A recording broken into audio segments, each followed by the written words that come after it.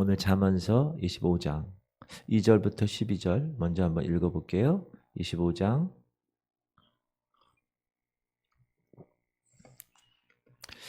이를 숨기는 것은 하나님의 영화요 이를 살피는 것은 왕의 영화니라.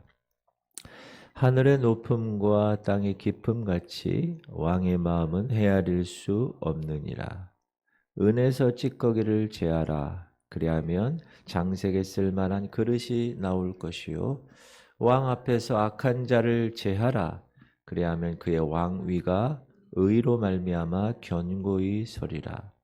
왕 앞에서 스스로 높은 취하지 말며 대인들의 자리에 서지 말라. 이는 사람이 네게 이리로 올라오라고 말하는 것이 내 눈에 보이는 귀인 앞에서 저리로 내려가라고 말하는 것보다 나음이니라. 너는 서둘러 나가서 다투지 말라.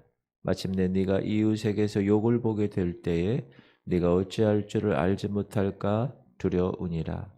너는 이웃과 다투거든 변론만 하고 남의 은밀한 일은 누설하지 말라.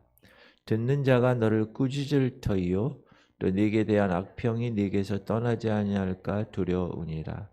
경우에 합당한 말은 아로 새긴 은쟁반의 금사과니라. 슬기로운 자의 책망은 청종하는 귀의 금고리와 정금 장식이니라. 아멘. 지혜롭게 살아가는 일. 그 일이 성경에서는 얼마나 중요한가를 특별히 잠언 말씀을 통하여 우리에게 말씀하고 있는데 지혜의 가치, 지혜의 가치. 성경은 어떻게 얘기하냐면 너희가 은을 받지 말고 나의 훈계를 받으며 정금보다 지식을 얻으라. 대저 지혜는 진주보다 나음으로 원하는 모든 것을 이에 비교할 수 없음이니라. 지혜의 가치를 진주에 비교했다. 그리고 진주보다 낫다라고 말씀해 주세요. 왜 그렇게 말씀하실까? 우리 인간들의 삶의 성공과 실패, 승패는 이 지혜에 달려 있기 때문에 그렇습니다. 그런데 이 지혜는 세상에서 얻을 수 있는 것이 아닙니다. 그래서 소중합니다. 아무리 재물이 많아도 그 재물로 지혜를 살 수 있다? 살 수 없습니다. 은금을 주고서 이 지혜 살 수 없고 진주를 주고도 바꿀 수 없는 것이 이 지혜입니다. 그러면 지혜가 뭘까? 무엇이 지혜인데 이처럼 귀중한 것일까? 그리고 그 지혜는 어디서부터 오는 것일까?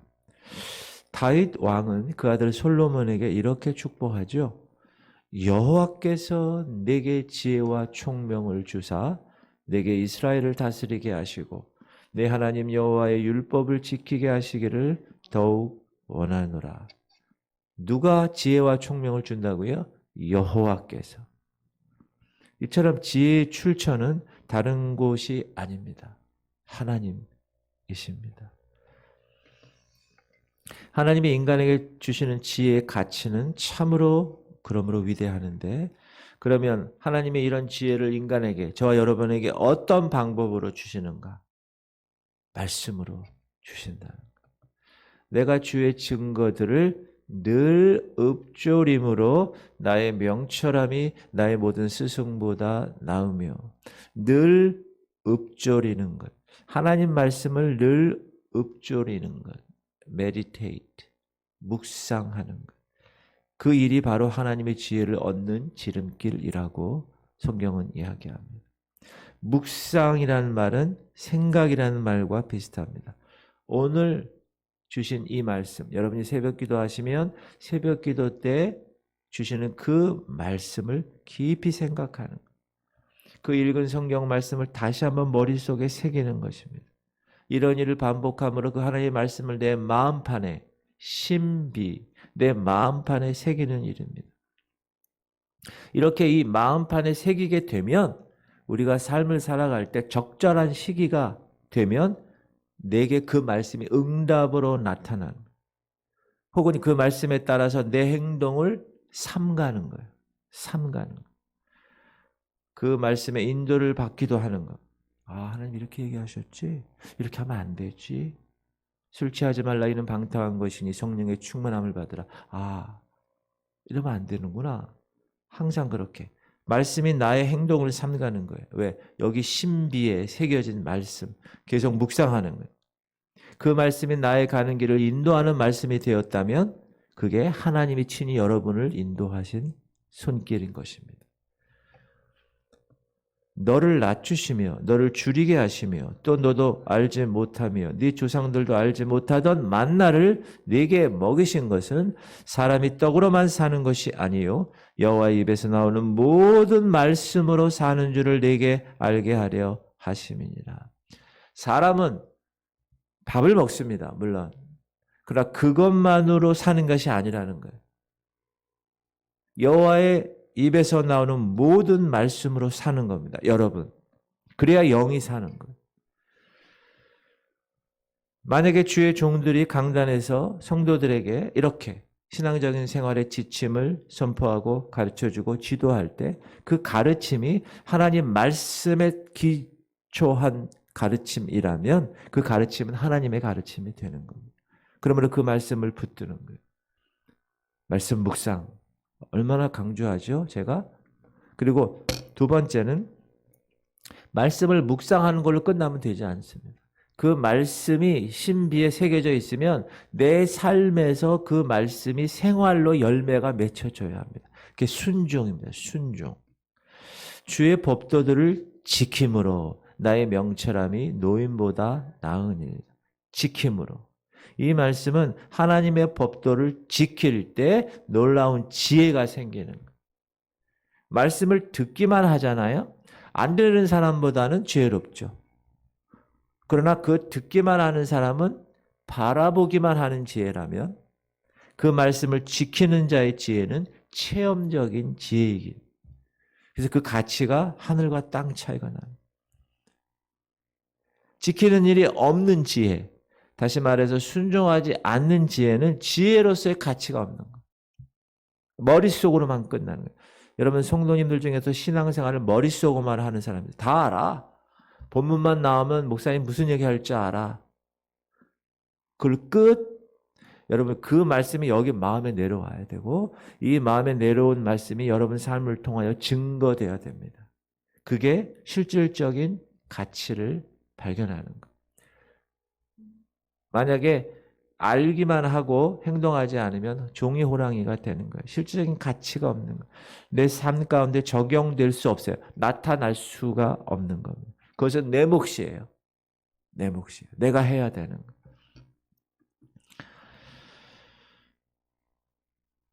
저와 여러분의 삶은 지혜로운 삶이 되어야 되는데 오늘 본문 2절 보면 이를 숨기는 것은 하나님의 영화요 이를 살피는 것은 왕의 영화다. 자, 하나님은 이를 숨기시는 분이세요. 자, 이를 숨긴다는 말은 뭐냐? 하나님은 여러분의 계획과 여러분 삶에 대한 섭리, 이끄심을 미리 알려주지 아니하신다는 뜻입니다. 시작. 사람이 마음으로 자기의 길을 계획할지라도 그의 걸음을 인도하시는 이는 여호와시니라. 하나님은 인생의 삶을 인도하시는데 그 걸음을 지키시는데 중요한 건 숨기신다는 거예요. 여러분의 인생의 일을 여러분에게 먼저 언제 이런 일이 일어날 것이야.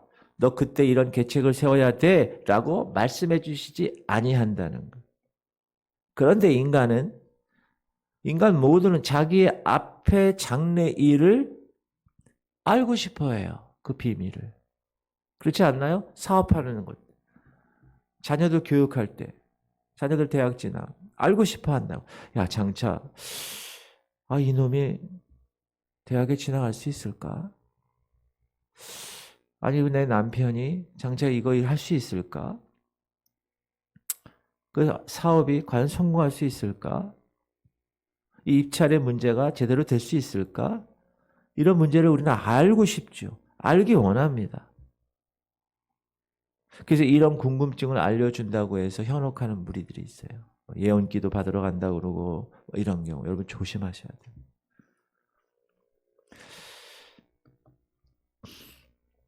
요나 아시죠? 요나가 만약에 자기가 당할 일을 미리 알았다라면 자기가 고래 뱃속에서 3일 동안 살 것을 알았다라면 아마 요나서는 성경에 기록될 수 없었을 것입니다. 가룟 유다 아시죠? 가룟 유다가 결과적으로 자기가 나무에 목을 달아 배 창자가 터져나와 죽을 걸 알았다면 그는 결코 예수님 스승을 은 30에 팔지 아니했을 것입니다. 그렇게 되면 성경의 예언이 어떻게 이루어질 수 있을까요? 이루어질 수가 없습니다. 이처럼 하나님은 사람의 하는 일을 숨기십니다. 그러면 왜 숨기실까? 왜 숨기실까? 첫 번째, 하나님만을 의뢰하기 위해서 숨기십니다. 자, 우리들이 우리의 장래 일에 대해서 모를 때 내 앞날을 주장하시고 인도하신 하나님을 의뢰하게 되는 거예요. 그를 따르게 되는 거예요. 내가 모르니까. 그러니까 교회 나오는 거예요. 그러니까 하나님께 기도하는 거예요. 만약에 사람들이 자신의 장래의 모든 일을 샅샅이 알고 있다. 그러면 어떻게 되는지 아세요? 인간적인 자기 방법으로 그걸 해결하려고 그래요. 하나님 찾지 않아요.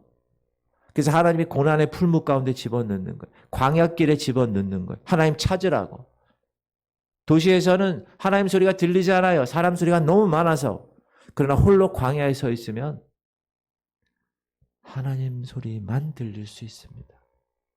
여러분이 주파수를 맞출 수 있어요. 그러나 무릇 여호와를 의지하며 여호와를 의뢰하는 그 사람은 복을 받을 것이라. 너는 마음을 다하여 여호와를 신뢰하고 네 명철을 의지하지 말라. 사람이 자기 생에 있어서 내 삶에 있어서 아무것도 몰라도 그럼에도 불구하고 우리가 마음을 다하여 하나님을 의뢰하면 신뢰하면 내 명철 의지하지 아니하면 하나님이 그걸 인도하신다. 이게 성경의 원리라. 사랑하는 성도님들, 하나님은 우리의 앞날을 친히 계획하시고 인도하십니다. 믿으십니까? 그러므로 그분께 맡기는 거예요. 우리에게 소상히 알려주실 수 있어요. 그렇게 하지 않으세요. 그러나 왜? 하나님만을 의뢰하고 의지하게 하시려고. 이게 하나님이 우리에게 이끄시는 원리입니다. 두 번째는 왜 하나님이 우리에게 알려주지 않느냐? 믿음으로 살게 하려고. 믿음으로. 우리들이 가지고 있는 소망은 여러분 눈에 보이는 소망이 아니에요. 영적인 소망은 눈에 보이지 않아요. 하나님 눈에 보여요? 안 보여요. 영적인 존재는 눈에 보이지 않습니다. 광물, 식물, 동물, 사람은 눈에 보여요. 그러나 하나님, 천사, 사탄, 우리의 영, 인간의 영은 눈에 보이지 않아요. 그러나 눈에 보이지 않는 세계가 눈에 보이는 세계가 있는데 눈에 보이지 않는 세계가 눈에 보이는 세계를 컨트롤하는 거예요. 이게 본질이에요. 눈에 보이는 세계가 비본질입니다. 그러므로 우리는 눈에 보이는 것, 우리의 소망이 아닙니다. 우리 영적인 존재이기 때문에. 우리가 소망으로 구원을 얻었음에 보이는 소망이 아니요 보는 것을 누가 바라리요. 만일 우리가 보지 못하는 것을 바라면 참음으로 기다릴 것이다. 보이는 소망이 소망이 아니라는 것. 눈에 보이는 게 아니라는 것. 보이지 않는 것. 자, 보이지 않기 때문에 뭐가 필요해요? 믿음이 필요한 거예요. 보이지 않으니까. 우리가 그래서 이 신앙생활을 무슨 신앙생활이라? 믿음 생활이라고 그러죠. 믿음 생활. 물론 사랑생활, 소망생활이라기도 하지만 보이지 않는 영적인 것을 우리가 추구하기 때문에 믿음 생활이 중요하다. 사랑하는 성도님들, 그러므로 우리 앞날에 대한 하나님의 계획 알려고 애태우지 마시고 우리 인생을 하나님께 전폭적으로 맡기며 그 언약을 믿고 믿음으로 살아가는 생활이 지혜 있는 그리스도인들의 생활 방법인 것입니다. 세 번째는 하나님은 하나님께 쓸만한 그릇을 항상 찾는 거예요. 여러분 주방에 그릇이 얼마나 많아요. 근데 여러분이 쓸만한 그릇을 씁니다. 하나님도 이 세상 사람이 얼마나 많아요.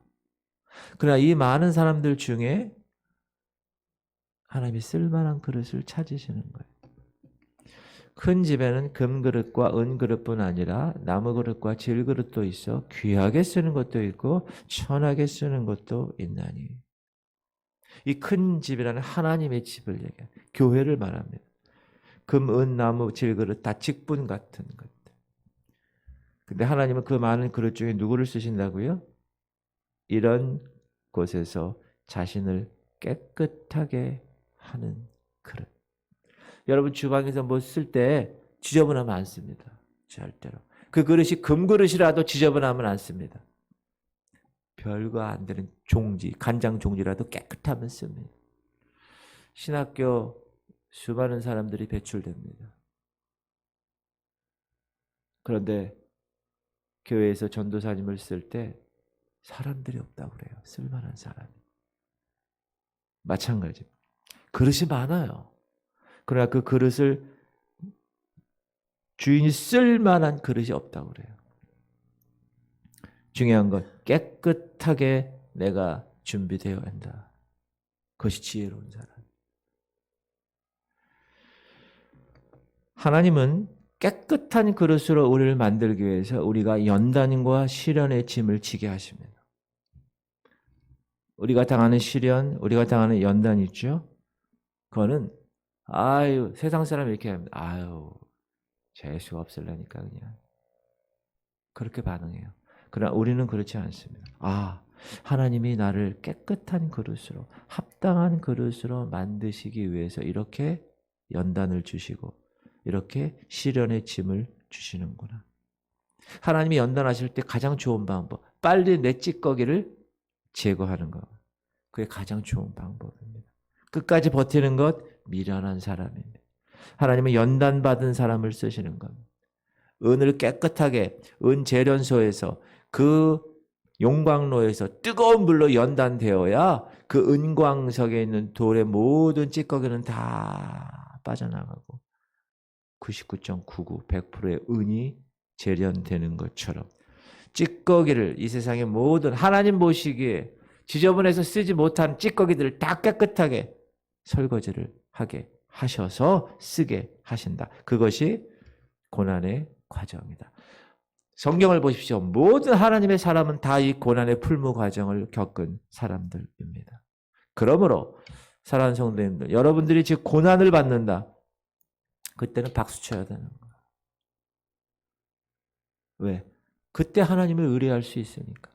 그러니까 새벽 기도 나오고, 그러니까 기도하고, 그러니까 하나님께 더 올인할 수 있는, 내 여기에 있는 찌꺼기를 다 제거할 수 있는 기회가 그때 생기기 때문에. 사람은 여러분, 내버려 두면 하나님 찾지 않습니다. 절대로 찾지 않습니다. 두 번째 지혜로 하나님께 쓸만한 사람이 되려면 높은 채 하지 말아야 돼.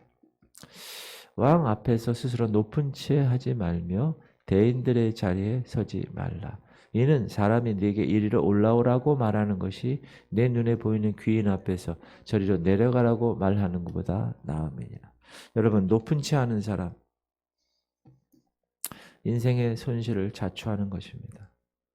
하나님 앞에서 자기를 낮춰야 돼. 겸손한 자를 하나님이 쓰십니다. 오늘 본문 이게 높은 채 하는 사람은 언제나 인생의 손실을 자초한다.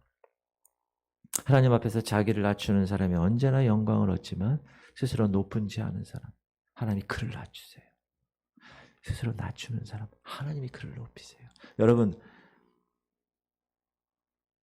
교회 생활도 마찬가지고 목사도 마찬가지고 목사가 자꾸 높이려고 하는 목사 있죠? 그럼 하나님 낮추세요. 근데 목사가 계속 낮추려 성도들 섬기고 낮추잖아요. 하나님이 영권을 주세요. 높이시는 거. 하만이라고 여러분 에스더서에 나오는 스스로 높아지려다가 패가 망신한 인물이 하만입니다. 그는 한 나라의 총리예요. 대단한 위치죠. 근데 왕궁 문직에 모르드게가 있어요. 그 사람을 높은 장대에 목을 매달아 죽이려고 음모를 꾸몄어요. 하만은 어느 날 모르드게를 죽이려는 왕의 허락을 받으려고 새벽같이 왕의 뜰 안에 들어가서 왕이 일어나기를 기다리고 있었어요. 그때 왕이 이렇게 얘기해요. 거기 아무도 없느냐? 하만은 재빨리 왕께로 갔습니다. 제가 여기 있습니다. 그래. 왕이 하만에게 한 가지 질문합니다. 얘야, 왕이 가장 존귀하게 하려는 자가 있는데 내가 어떻게 하면 좋겠느냐? 그러니까 하만은 그 왕이 높이려고 하는 대상이 자기라고 착각한 거야. 그래서 이렇게 얘기합니다. 왕이시여, 그 사람을 최상으로 대접해 주십시오. 그렇게 건의를 한 거예요. 근데 왕의 명령은 하만에게 어떻게 내려졌느냐? 이에 왕이 하만에게 이르되 너는 네 말대로 속히 왕복과 말을 가져다가 대궐 문에 앉은 유다 사람 모르드게에게 행하되 물은 네가 말한 것에서 조금도 빠짐이 없이 하라. 네가 말한 대로 네가 아니라 저 문지기 모르드게에게 왕복과 말을 가져다가 높여라. 자, 스스로 교만해서 높이려는 하만, 자신이 죽이려는 모르드게를 왕의 말에 태워서 자신은 말잡이가 되는 거예요. 온 성 안을 하루 종일 끌고 다니면서 왕이 존귀케 하기를 기뻐하는 사람에게는 이같이 할 것입니다 라고 외치면서 돌아다녔어요. 왕의 총리가 스스로 교만하려고 했더니 하만이 왕복과 말을 가져다가 모르드게에게 옷을 입히고 말을 태워 성중 거리로 다니며 그 앞에서 반포하되 왕이 존귀하게 하시기를 원하는 사람에게는 이같이 할 것이라 하니라. 사랑하는 성도님들, 자신을 낮추는 일은 영광으로 되돌아갈 수 있어도 스스로 높임을 받고자 하는 사람은 그 교만을 하나님이 철저하게 꺾으셔서 낮은 자리로 내려앉게 하신다 하셨습니다. 그러므로 지혜로운 사람은 자기 자신을 낮추는 사람입니다. 세 번째 지혜로운 사람은 누구냐? 남과 다툴 때 급히 나가서 다투는 일이 없어야 합니다. 어떤 사람, 어떤 일이 터지면 일의 전후사항 판단하지 않아요. 무조건 나가서 다투어. 여러분, 이런 사람은 반드시 수모를 당합니다. 송사에서는 먼저 온 사람의 말이 바른 것 같으나 그의 상대자가 와서 밝히느니라. 무슨 말이냐? 재판할 때 반드시 원고와 피고의 증언을 들어요. 판사는. 급한 마음으로 다투는 일, 사정도 알아보지 않고 남을 비난하는 일, 그것은 나중에 큰 망신당합니다. 우리가 성도 그리스도인들이라고 하면 어떤 일에 대해서, 어떤 사람에 대해서 무조건 급히 나가서 막 다투는 일 하면 안 되는 거예요. 지혜롭지 못한 사람. 그리고 네 번째는 합당한 말을 하는 사람이 지혜로운 사람. 오늘 본문 11절, 경우에 합당한 말은 아로 새긴 은쟁반의 금사관이라. 사람이 여러분, 목사도 마찬가지고 설교도 마찬가지고 그가 말하는 주장이나 그가 말하는 말이 합리성이 없잖아요. 그럼 남의 인정을 받을 수 없어요. 제가 이 강단에서 하는 이 말은 어떤 말이에요? 다 하나님 말씀에 근거한 말이에요. 이거는 이성적으로 합리적인 말이에요. 그러나 그렇지 않은 말이 있어요. 그러면 부끄러움 당해요. 지혜가 없는 사람이에요. 초상집 가서 결혼식 얘기하고 결혼식 가서 초상집 얘기, 이런 사람 있죠. 합당한 말 하지 않는 사람. 지금 분위기가 그런 얘기가 아닌데 그런 얘기를 막 하는 사람. 이런 사람 지혜롭지 못한 사람. 다섯 번째로 지혜로운 생활은 하는 사람은 슬기로운 자의 책망을 들을 줄 아는 사람이에요. 12절 보면 슬기로운 자의 책망은 청정하는 귀의 금고리와 정금 장식이니라. 사람이 살아가는 과정에서 다른 사람 책망 듣기 싫어한다. 그 사람은 발전이 없는 거예요. 이제 끝이에요. 거기서. 그러나 겸손하고 됨됨이가 훌륭한 사람은 다른 사람이 나이가 어려도 이야기하면 그 사람의 견책을 기꺼이 받아들입니다. 그리고 그런 사람은 사람들이 많이 와요. 친구들도 많아. 모든 사람에게 환영받아요. 특별히 하나님의 말씀으로 책망을 많이 받으셔야 돼요, 여러분. 어떤 분이래요. 목사님, 왜 목사님 이렇게 찔리는 말만 합니까? 그게 당연한 거예요, 원래는. 스데반이 설교했을 때 어떻게 했다고요? 마음에 찔렸어요. 베드로가 설교했을 때 다 마음에 찔렸어요, 듣는 사람이. 근데 중요한 것은 그 사람의 반응이 중요한 거예요. 스데반 말씀을 들었을 때 그 마음에 찔렸을 때 그 사람들은 어떻게 했어요? 반응이? 이를 갈며. 그래서 스데반이 죽은 거예요, 돌로. 그러나 베드로가 말씀을 전했을 때 말씀에 찔렸어요. 어떻게 반응했죠? 우리가 어찌할꼬? 베드로가 너희가 각각 회개하고 죄사함받아 성령을 충만하게 받을 것이다. 그러므로 강단에서 하나님의 말씀이 선포될 때 여러분이 항상 찔려야 돼. 아, 그렇지. 나 이렇게 살았지. 그리고 회개해야 돼. 하나님 감사합니다. 이렇게 회개할 수 있는 기회 주시고 말씀대로 다시 한번 세움받게 하시면 감사합니다. 그리고 그 말씀에 합당한 삶을 예배 끝나고 세상에 나가서 살아가는 거예요. 그 사람이 지혜롭고 그 사람이 하나님이 붙드시는 사람이에요. 근데 이 교회에 오면 왜 교회 목사님 저렇게 계속 내 찔리는 말만 해? 교회 이제 예배 안 드려. 이러면 되지 않아요. 그 사람 미련한 사람.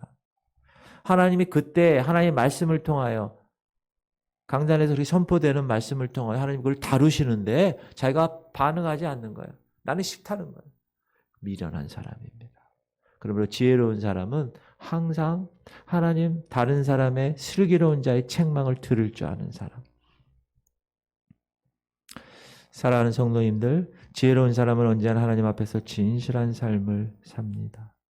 예수님 믿어요. 근데 지혜로운 삶을 살지 못해요. 세상을 따라가요. 가치관과 세상의 풍조를 따라가요. 그런 사람은 예수를 믿어도 축복, 발전, 하늘의 상급 없습니다. 절대 없습니다. 하나님 말씀 안에서 지혜 배우고 그 지혜 따라 순종하는 생활을 우리의 삶의 열매로 맺는 사람, 그 사람이 형통한 사람입니다. 지혜로운 사람입니다. 사랑하는 성도님들, 지혜로운 사람 되시기를 주의 이름으로 축원합니다.